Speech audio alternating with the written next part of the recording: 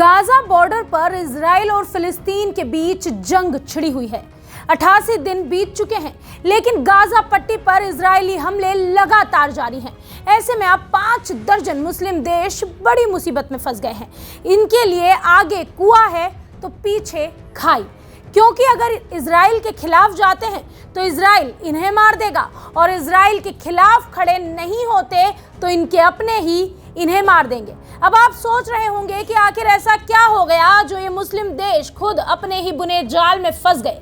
आखिर क्यों इनके अपने ही इन्हें मार देंगे, ये बताएं उसके पहले जान लीजिए क्या है पूरा मामला।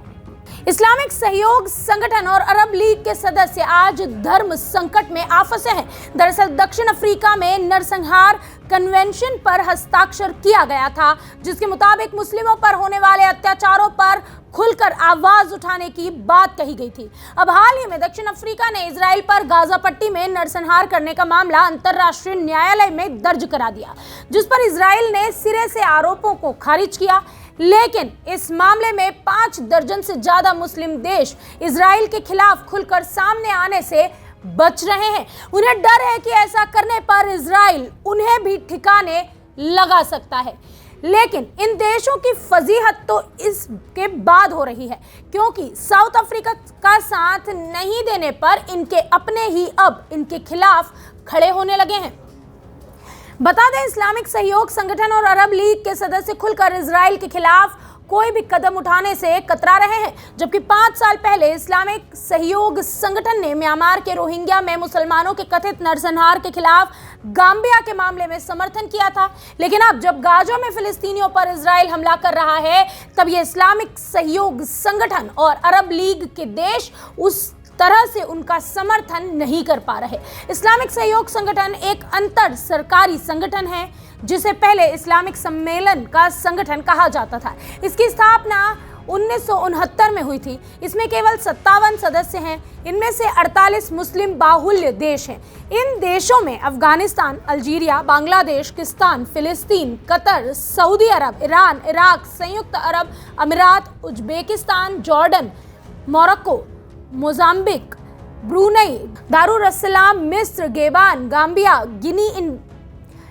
गिनी, इंडोनेशिया, नाइजर, नाइजीरिया, ओमान, पासेनेगल, सोमानिया, तुर्की, Tunisia, Turkmenistan, Yemen, Sudan, Syria, Tajikistan, Burkina Faso और जिबूती शामिल है।